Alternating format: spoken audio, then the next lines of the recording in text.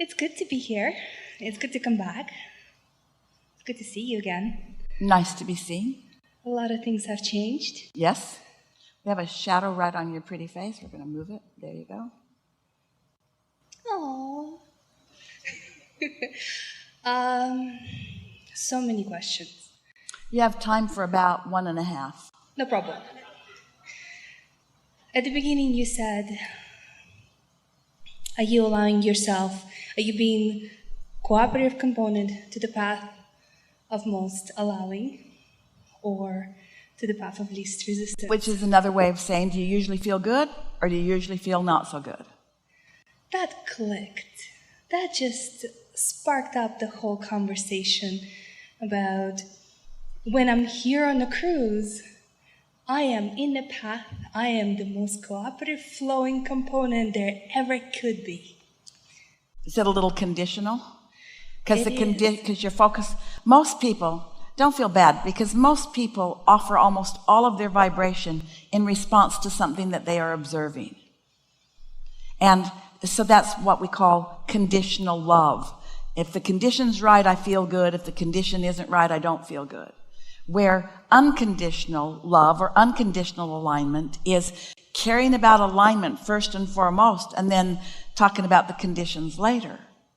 Our favorite analogy that we've been offering that sort of sets this off into a good conversation is, so some conditions make you feel good and some not so much. So you figured it out, you've lived enough life, so you make a great big poster of what you need out of others, and you carry it around and you say, here I come, and when you see this poster, read the rules of my life and give this to me, because this is what I need from you.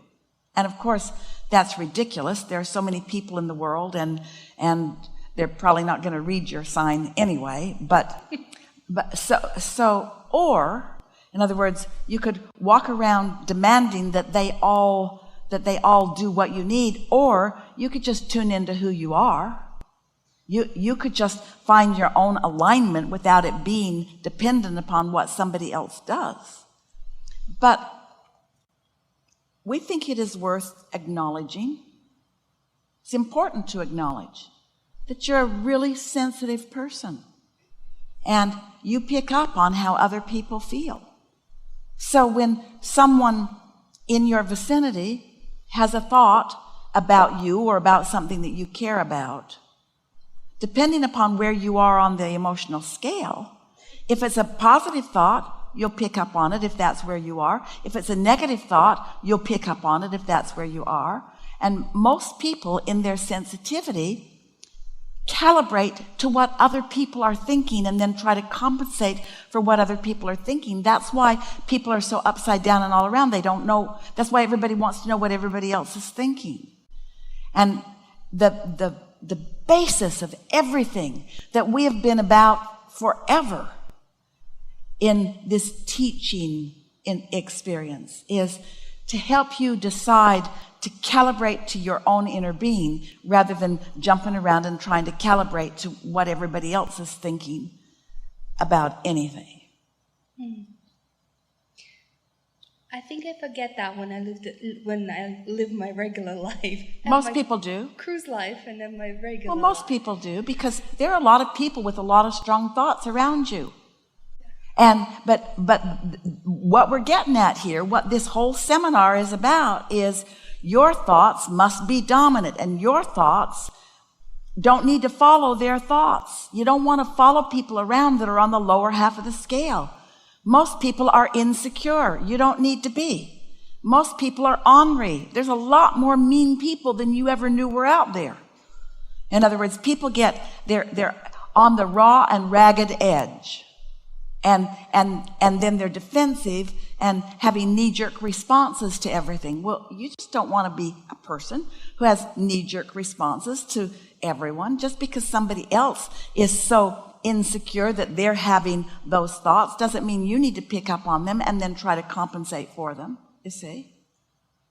You get to feel good because you want to feel good, and because your inner being feels good, and your inner being feels good about every aspect of your life. Do you know that? Your inner being feels good about every aspect of your life because your inner being knows where you are and what you want and is calling you to it. And it doesn't matter where you are along the path, because you're on the path to where you want to be. I get that. Yeah. From our last cruise, I think I finally got everything that you were saying. And mind you, every single time I hear you, there's new understanding. Yeah. When you say, oh, just go have fun. And at some point I was like, okay, so don't look at anything that's bad. Speak a little louder, if you will. Sure. So at some point it was, don't look at anything that's bad. Just look at things that are good. Ignore the bad. Well, we're not saying don't look, because sometimes you can't help it.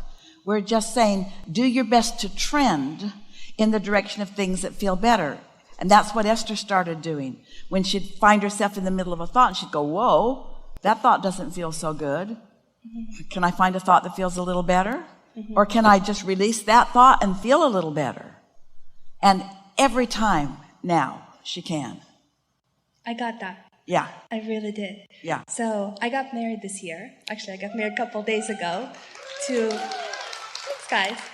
my wonderful husband, who's absolutely my soulmate. And when he proposed, I was like, okay, I get this. Like, all the things come together and then just clicked. I'm like, this is how it feels when you totally manifest the things that you were putting and practicing and pre-paving and calibrating to. And all those dates that I went with that went great and horrible, I'm like, yeah, that's what I want, that's what I don't want. Right. And it just made sense when he came into my life. Well, we're going to pause for a moment on that beautiful phrase, makes sense. And we're going to add to it a word like it, logical. And we want to incorporate the word logical with alignment. Because true logic, true knowing, true making sense is when what you're thinking in this moment matches what your inner being knows in this moment.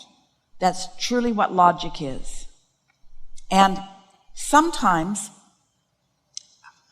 say again, that logical sentiment will continue to evolve until it clicks into utter knowing. In other words, it'll feel logical. It's more logical than illogical, and more logical and more logical and more logical and more logical.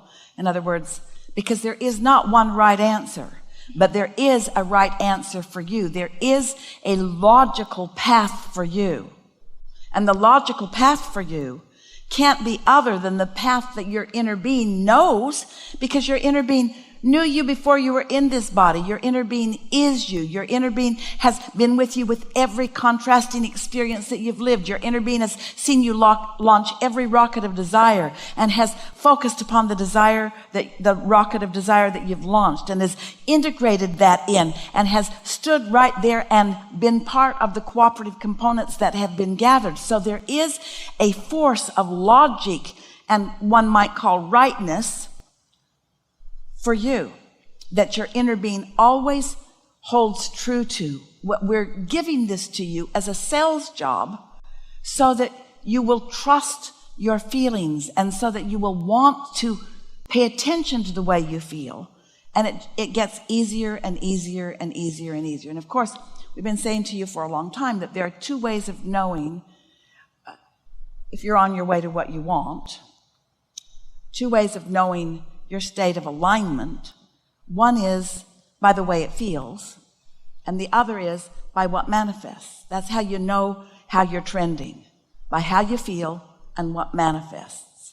We want you to utilize both, as with our friend that we were talking with earlier about try this and it works and then you feel better.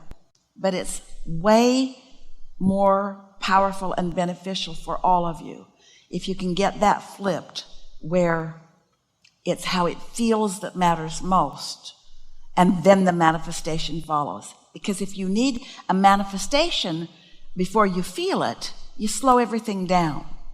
But if you've shown yourself what feels better, what feels better, what feels better, what feels better, and that's how you're trending, then before you know it, you're in harmony with who you are and everything you want, and then click, click, click, click, click, click, click.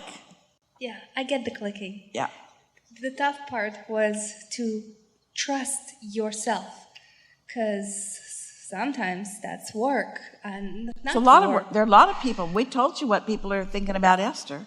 Are you out of your mind? How long have you been wanting this? Yesterday. That can't be good, Mother. That can't be. You sure you don't want to think about this like for a year? I hear that.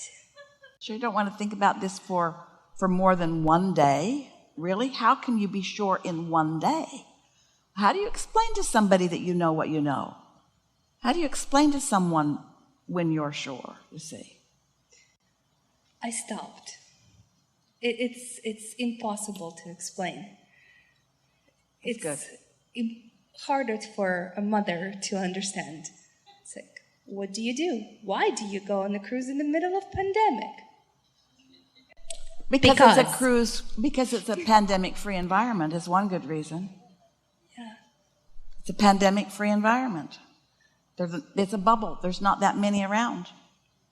And sometimes when I'm so on certain subject, I am so sure, and I know. And there's some subject like my business, it's like, well, am I there? That's where the wobble happens the most for me. Well, the nice thing is, when you have an experience where there's no wobble, just keep milking that and feeling the components of that. And before you know it, you can apply this knowledge to any subject. And before you know it, there are not that many wobbles. But never ask for a wobble-free life. Because it'd be boring? Because in the wobble or in the contrast, there is powerful asking and expansion. Without the wobble, there's no expansion. There's no new asking. So appreciate the wobble. We do. Okay. This is a really... Yeah. You're all right? This is a really good time for a segment of refreshment.